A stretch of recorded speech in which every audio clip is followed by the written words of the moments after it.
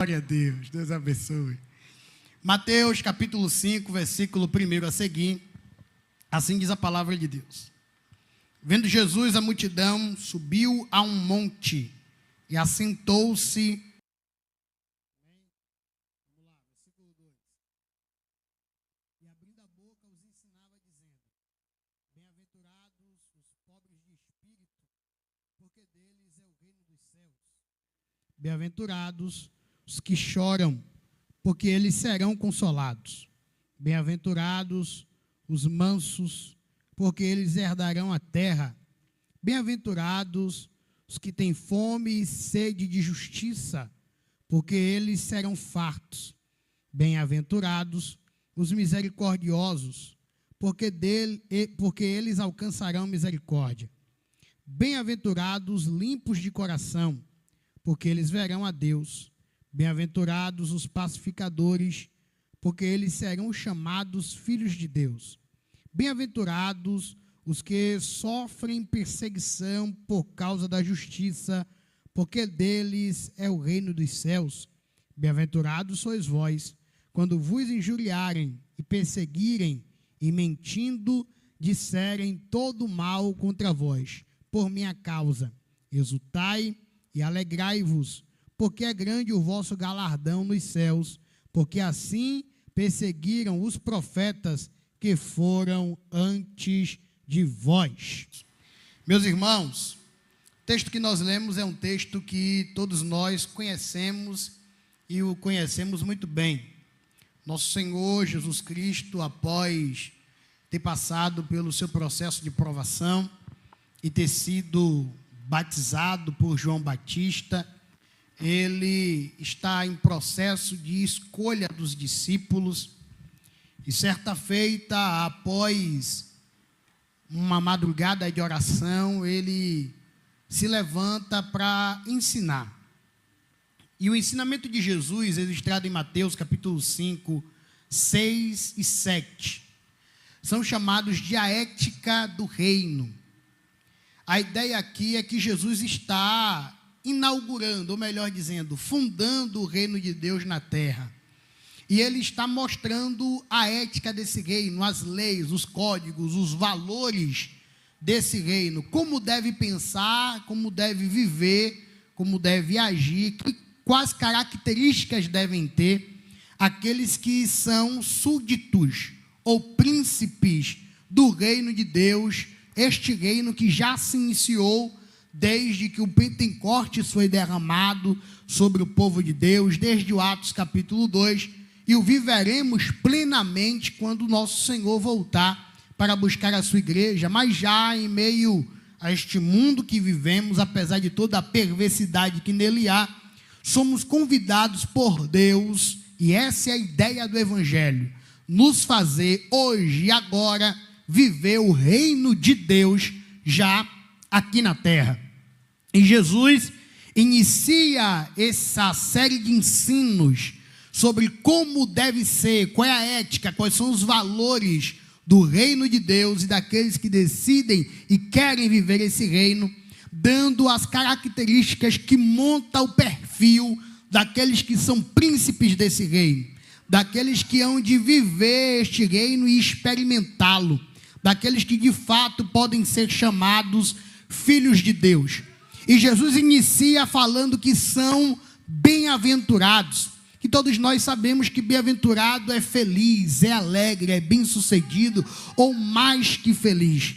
A receita de Deus aqui está, como já vem sido dito, desde a EBD da semana passada, nós falamos sobre essa questão da felicidade, da alegria. Deus não deve ser tratado como minha fonte de felicidade, no sentido de que Ele tem que me dar tudo o que eu quero, tudo o que eu gosto, tudo aquilo que me faz feliz, mas eu devo estar contente, independente da situação que eu viva, e o Senhor vem trabalhando isso com a sua igreja esses dias. E já há algum tempo eu tenho estudado essa passagem, eu tenho analisado ela já há alguns dias, e hoje chegou o dia da gente ministrar sobre isso, a receita de Deus para uma vida feliz, os códigos, os valores do reino de Deus e daqueles que querem fazer parte desse reino e viver uma vida feliz aqui e muito mais feliz na glória quando o nosso Senhor voltar. Jesus inicia dizendo que bem-aventurados os felizes são os pobres de espírito. Esta pobreza aqui não confunda com algumas religiões por aí, algumas ideias e filosofias que defendem que você não deve acumular riquezas aqui na terra, que você não deve lutar por uma vida melhor, que você tem que vender tudo que você tem, dar aos pobres e viver peregrinando por aí, ou viver dependendo. Nós falamos aqui quando a gente trouxe uma série de mensagens sobre a igreja de Tessalônica, sobre a segunda carta aos Tessalonicenses, no capítulo 3, que Paulo disse: aquele que não trabalha, que não coma. E é necessário que todos nós venhamos trabalhar, estudar, nos preparar e ter o desejo de alcançar nesta vida, nesta terra, bens materiais para melhorar a nossa vida, a vida dos nossos filhos, dos nossos netos, assim como Deus nos permitir fazer. Mas Jesus está falando de pobreza de espírito, isto é, dependência de Deus, dependência do Senhor, dependência do direcionamento dele, dependência da orientação dele quanto ao ir e ao vir, ao que fazer, nos momentos em que você tiver uma escolha difícil a tomar, nos momentos em que você tiver uma escolha difícil a fazer, permitir-se ser guiado pelo Espírito Santo. Em Romanos capítulo 8, versículo 14, está escrito que aquele que é guiado pelo Espírito de Deus, este é filho de Deus. É aquele que não faz as coisas conforme a sua vontade, o seu desejo, a sua ideia, o que pensa, o que acha, mas aquele que está sempre disposto a sujeitar a sua vontade à vontade de Deus. Senhor, qual é o teu caminho? Senhor, qual é a tua vontade? Senhor, qual é a tua direção? E assim você viverá o melhor de Deus para a sua vida. Estávamos conversando, nosso irmão Leonardo Tavares, também conhecido por todos aqui como Júnior, nosso líder, ele trouxe-nos uma palavra, ele nos trouxe o compartilhamento essa semana, falando sobre Isaac, aprendendo com Isaac, e algo interessante foi comentado ali, porque Isaac cavou um poço, entulharam, cavou outro poço, entulharam, ele enfrentou perseguições, e eu cheguei a comentar de como ele era paciente, e ele não fez nada, e ele ficou na paz de Deus e não procurou uma guerra, e Deus também não fez nada e ele não murmurou, porque estavam entulhando os poços dele e Deus não fez nada por ele. Mas então alguém se levantou e disse assim: mas e ele orou para poder cavar aqueles poços ali? Talvez Deus não fez nada porque ele não perguntou a Deus aonde era para cavar o poço, o que era para ser feito. Então, mais uma vez, nós aprendemos também por meio de Isaac a importância de nós entregarmos a nossa vida ao controle de Deus e deixar que Ele execute e guie ela segundo a sua vontade. Aleluia! Ainda que às vezes a vontade de Deus seja totalmente contrária à nossa, ainda que às vezes a vontade de Deus nos force a fazer coisas que a gente normalmente, de nossa natureza, jamais faria, jamais falaria, jamais iria, mas se a vontade de Deus chegou para você, por mais que alguém diga é loucura, não vai dar certo, não faz assim, não fala isso, você está sendo guiado por Deus, que tudo pode, e os planos dele não podem ser impedidos, não podem ser frustrados. Quando ele manda, ele garante: seja pobre de espírito, seja dependente de Deus. Deixe ele direcionar você, porque Deus não divide sua glória com ninguém. Aquele que a si mesmo se exalta será abatido. O contrário da pobreza de espírito, da dependência de Deus, é tratada como orgulho. Eu faço o que eu quero, como eu quero, do jeito que eu quero, o que eu acho certo, porque ninguém manda em mim. Mas aí a nossa Bíblia nos ensina, em Tiago, capítulo de número 4, versículo 6, todos nós sabemos, Deus resiste ao soberbo, mas dá graça ao humilde, aleluia. Sujeite-se à vontade de Deus.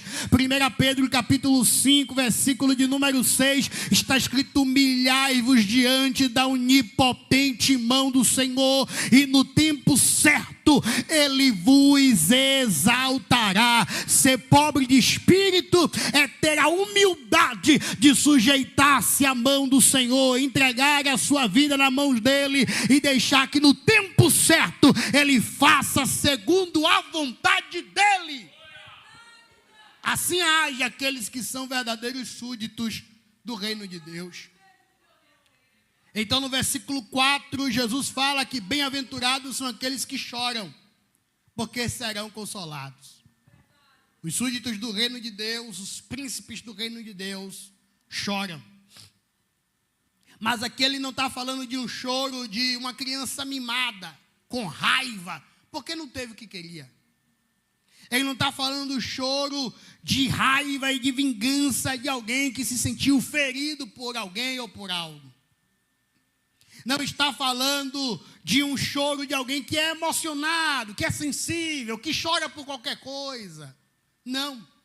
Jesus está falando daqueles que choram como ele chorou, diante das consequências que o pecado trouxe ao mundo. Quando Jesus está diante de Lázaro, morto há 4 dias, e vê toda aquela multidão chorando, e todo aquele povo triste, abatido, porque Lázaro era alguém querido ali. O próprio Jesus tinha Lázaro como amigo, um sentimento especial por aquela pessoa, e Jesus chorou ao ver aquilo que o pecado fez. O pecado trouxe o sofrimento, trouxe a dor, trouxe a morte, e ao ver o que o pecado fez com o mundo, Jesus chorou.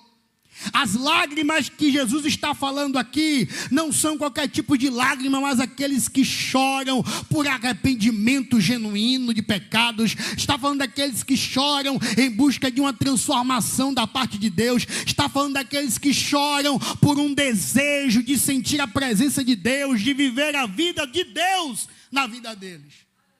Não é qualquer tipo de choro, qualquer tipo de lágrima emocionada, não, por motivos fúteis. Está falando daqueles que choram como Ana, que precisava muito de um milagre, que queria realizar muito um sonho da parte de Deus, e ela então chora na presença do Senhor, não confronta a Penina, não responde a Penina conforme ela merecia, não briga, não disputa, mas ela se prostra perante o altar e chora no pé daquele que conseguia ler as suas lágrimas. Quando Eli não conseguia entender nada, ela apenas bocejava, apenas batia os lábios, mas o Senhor lia as lágrimas de Ana, ouviu e respondeu às orações dela, ouviu o seu choro, viu as suas lágrimas. O Senhor viu as lágrimas de Ezequiel, de Ezequias, melhor dizendo, quando o profeta Isaías foi até ele e lhe disse: olha, põe a tua casa em ordem, prepara o reinado, vê quem vai assumir teu lugar, porque você vai morrer, não vai viver mais. Mas Ezequias vira para a parede, ora e chora e pede a Deus que lhe permita, que lhe dê mais uma chance, que lhe dê mais tempo. E talvez alguém não saiba, e se não saiba eu vou lhe explicar, é porque ele ainda não tinha filho para poder suceder ele ao trono, e ali a linhagem de Davi pararia ali, e ele teria que passar para outro descendente. Mas então ele ora e chora e pede ao Senhor um milagre. Deus lhe ouve e lhe dá mais 15 anos de vida, que é o período em que vai nascer seu filho Manassés, que reinará no reino de Israel depois em seu lugar, dando continuidade à promessa de Deus a Davi. Ele orou e chorou, não por recursos próprios ou apenas por vaidade. Ele orou e chorou porque queria um milagre que saciaria o seu desejo e o plano de Deus para Israel. Deus o ouviu e lhe acrescentou 15 anos de vida. Deus ouviu e viu as lágrimas também de Pedro, pois quando o galo canta pela manhã, quando o galo canta na troca da guarda dos soldados, quando a trombeta toca. Pedro olha para Jesus, Jesus olha para Pedro, segundo Lucas, e Pedro lembra do que Jesus disse: antes que o galo cante 3 vezes, antes que a corneta toque pela 3ª vez, mostrando que os guardas vão trocar de turma, você me negará. E quando isso aconteceu, Pedro chorou, mas Jesus o olhou com olhos de misericórdia, e quando ressurreto, a primeira pessoa que ele falou o nome foi o de Pedro. Diga a Pedro que eu ressuscitei. Pedro tentou fugir, quis voltar a pescar, mas Jesus foi atrás de Pedro na praia para restaurar-lhe o ministério, sem lhe acusar, sem lhe apontar, apenas dizendo: Pedro, me ama, apacente as minhas ovelhas. O Senhor restaurou porque viu as lágrimas de arrependimento de Pedro. Nessa noite eu quero dizer para você: chore na presença de Deus, chore na presença do Senhor, porque como diz o hino, quem chora para Deus tem resposta, porque Deus não suporta ver a lágrima de um crente não agir. Em outro hino alguém disse: o crente quando chora, o Senhor responde. A oração do crente estremece monte, quando ele chora, o Senhor atende. Tem um grande valor a lágrima do crente. Nesta noite o Senhor nos convida a voltar a chorar na presença dele. Bem-aventurado é aquele que chora. Por quê? Porque será consolado.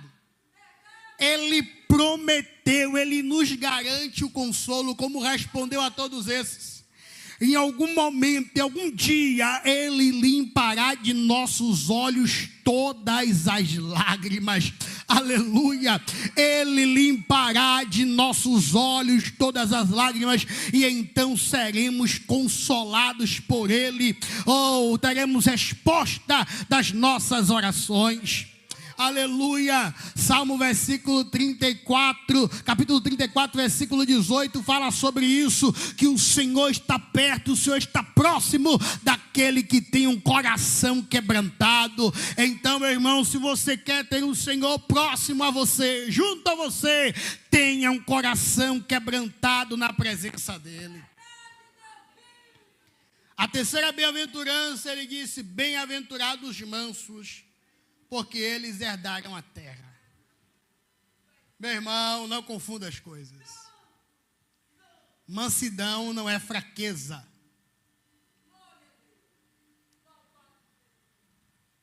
Bem-aventurado aquele que é manso. Mas também ser manso não é ser vingativo. Tem gente que não é nem um pouco manso, ele é explosivo, ele é sanguíneo, ele não vigia, é um crente que precisa de libertação. Ele se ira e ele fala e ele responde, ele briga, mas quando passa ali, acabou. É na hora.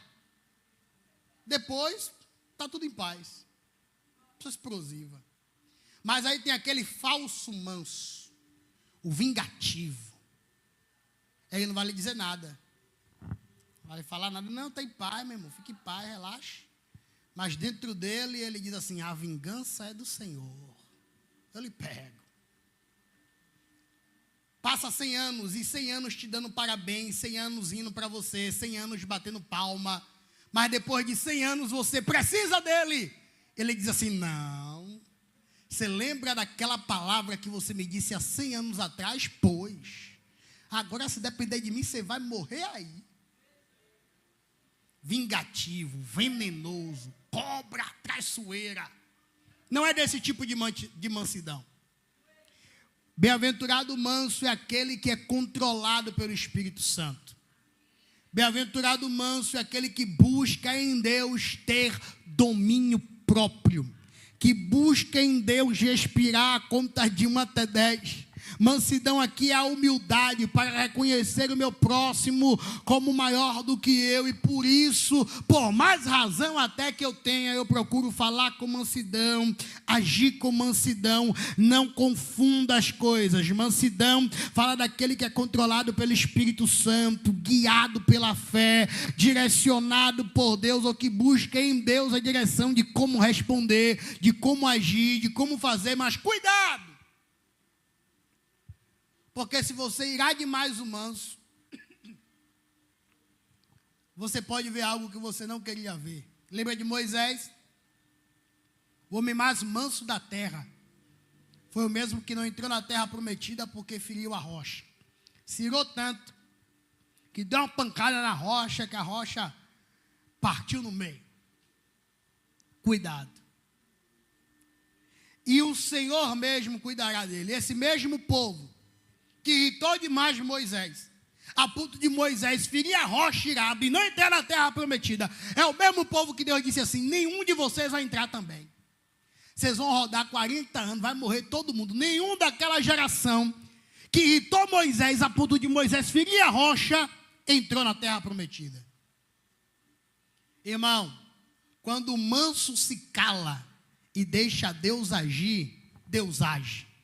A Bíblia diz que a ira do homem não contribui para a justiça de Deus. É difícil e é complicado ficar calado e quieto quando você está certo. Mas essa é a melhor coisa que você faz.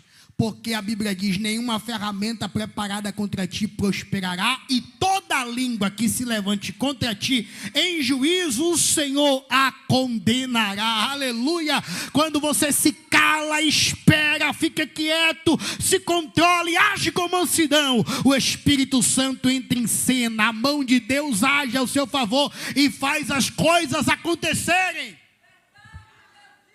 Bem-aventurado aquele que é manso. Provérbios, capítulo de número 16, versículo de número 32, diz: melhor é o longânimo do que o valente, e o que governa o seu espírito do que o que toma uma cidade. É melhor agir com mansidão, porque enquanto o mundo, ele valoriza a violência, os valentões, os metidos a brabo, o Senhor promete herança àqueles que são mansos, aqueles que respiram, aqueles que aguardam a justiça de Deus entrar em cena. Com Deus não vence quem chega primeiro, quem corre mais. Com Deus vence quem permanece na caminhada, mantendo o caráter de Cristo. Em quarto lugar, bem-aventurados que têm fome e sede de justiça. Desejo por ver o padrão de Deus estabelecido no mundo. É simplesmente isso. Fome e sede de justiça aqui não está falando da justiça humana, da justiça terrena, de causas humanas. Justiça aqui está falando da santidade de Deus, da retidão de Deus. Bem-aventurados aqueles que desejam um mundo melhor, um mundo mais justo, um mundo com menos egoísmo, um mundo com menos prepotência, um mundo com menos corrupção, um mundo com menos mentira, um mundo melhor. Bem-aventurado aquele que tem fome, que tem sede de ver a santificação própria e do seu próximo. Bem-aventurado aquele que tem fome e sede da palavra de Deus e de sua presença. Aqui está falando de fome e sede por santificação, por mais de Deus, para si e para o mundo em geral. Quantos de nós, irmãos, falhamos nisso? Quantos de nós temos fome e sede de bens materiais? Fome de ter mais salário, fome de conquistar coisas novas, fome de ter os melhores móveis para sua casa, fome de ter a casa dos sonhos, e você faz de tudo para isso. Fome e sede de tantas coisas, fome de ter alguém na vida para chamar de seu, fome do próprio apetite, das necessidades da carne, de um modo geral, fome e sede por um shape, para poder se sentir mais seguro ou mais segura, ou para poder apenas olhar para o outro e ver que você está ali mais forte. Eu estou caminhando para isso, e vamos lá, e lá vai. Cada um tem sua fome, tem sua sede, fome e sede de elogios, de aplausos, de palco, fome e sede de coisas da terra. Que você se sacia aqui e que fica por aqui. Fome e sede de coisas terrenas que nada edificará o seu espírito. São boas e sim são necessárias. Muitas coisas são necessárias, são importantes, vale a pena lutar, mas que nada disso ocupe o lugar da palavra de Deus, da presença de Deus, da santificação, que nada atrapalhe a sua busca pelo Senhor. Tenha fome e tenha sede de trazer o melhor para a sua família, tenha fome e tenha sede de ter um relacionamento abençoado, tenha fome e tenha sede de cuidar da sua saúde, de estar bem, mas que nada disso ocupe o lugar da fome e da sede pela presença do Senhor, pela palavra do Senhor, pois Deus não promete saciar nenhuma outra fome, mas Ele deixa claro que aquele que tem fome e sede da sua justiça, da sua presença, do seu poder, estes serão saciados. Buscai primeiro o reino de Deus e a sua justiça, e as demais coisas vos serão acrescentadas. Precisamos manter a fome e a sede por Deus.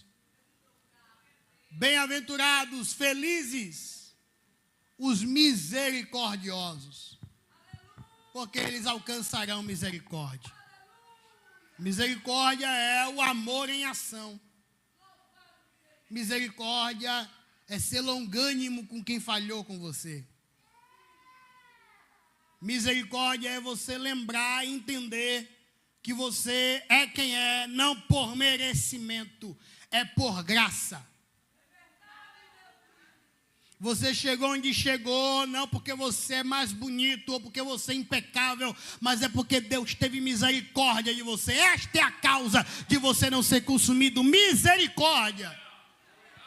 E alguém teve misericórdia de você quando você errou. Alguém teve misericórdia de você quando você falhou. É necessário que você também tenha misericórdia. Várias vezes eu errei, mas alguém foi longânimo comigo. Alguém foi misericordioso comigo. Disse, não, ele é um menino, ele vai crescer.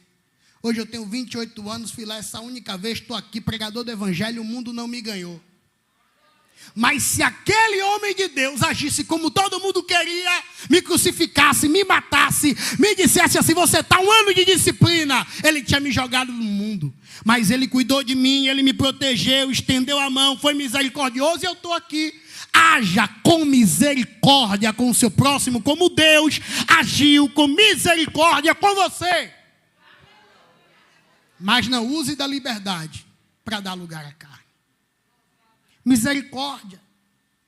Lamentavelmente, a gente ora e chora para o povo que não é crente se converter.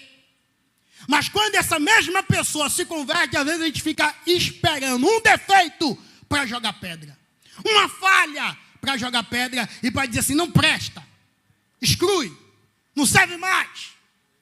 Bem-aventurado aqueles que agem com misericórdia, porque provarão também da parte de Deus a misericórdia. Não mexa com as ovelhas do Senhor e não mexa com aqueles que o Senhor tem entregado em nossas mãos. Tiago capítulo 2, versículo 13, o Senhor agirá sem misericórdia contra aqueles que agirem sem misericórdia.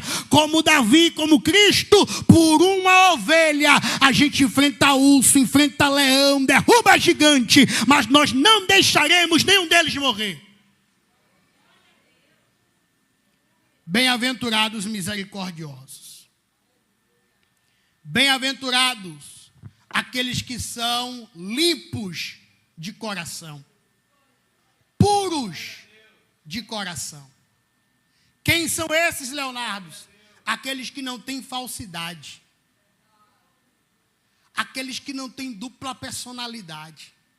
Ei, Deus, presta atenção, Deus não está nem aí para as suas obras. Ele quer ver suas motivações. E eu já falei isso aqui. Os homens se impressionam e se seduzem e se iludem com aquilo que o outro faz. Olha como ele prega certinho. Olha como ele toca certinho. Olha como ele fala bonito. Deus não se impressiona com nada disso. Deus não se impressiona com minha roupa, com minha oratória, com a minha habilidade para falar, para pregar, para liderar, com nada. Deus não está nem aí. Deus quer ver as minhas motivações. Por que faço o que faço? Por que toco? Por que prego? Por que faço parte da mídia? Por que faço o que faço? Por que danço? Por que canto? Por quê? Por que aceitei ser diácono? Por que eu vou lá na portaria? Por quê? Deus está olhando as suas motivações. Você pode iludir e surpreender homens com suas obras. Mas Deus está vendo o que te motiva de verdade. Deus está vendo o que seduz o seu coração. Deus está vendo o que está aí dentro. E a Ele nenhum de nós podemos enganar. Bem-aventurado, limpo de coração. Aqueles que servem ao Senhor porque o ama, porque quer ser útil no reino, porque o adora, porque entende o serviço como a maneira de adoração e querem oferecer a sua vida de alguma maneira para Deus.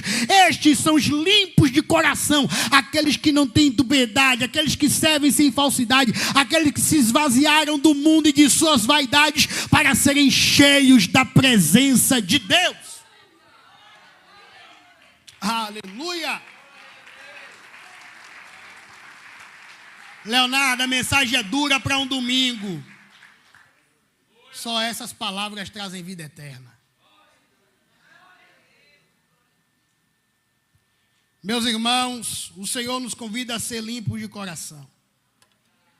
Para a gente caminhar para finalizar, Jesus disse, como sétima bem-aventurança, ou sétimo ponto, característica daqueles que são súditos do reino de Deus: bem-aventurado os pacificadores, serão chamados filhos de Deus. São aqueles que não causam divisão, que não fomentam divisão. São aqueles que não estão misturados em contendas, em brigas, fomentando, botando mais lenha na fogueira, alimentando o problema, tomando dores de que não são suas. São aqueles que têm sempre uma palavra de pacificação para os conflitos. Aqueles que estão sempre procurando unir as partes. Aqueles que estão procurando resolver o problema, não encontrar o culpado, que isso não vai ajudar em nada. Quem é culpado? Quem está certo? Quem é inocente? Quem não é? Isso não vai resolver. O que vai resolver é qual é a solução. Como solucionar. Como resolver. Como unir. Como pacificar. Bem-aventurados pacificadores. Jesus disse que sem a paz e a santificação ninguém verá a Deus.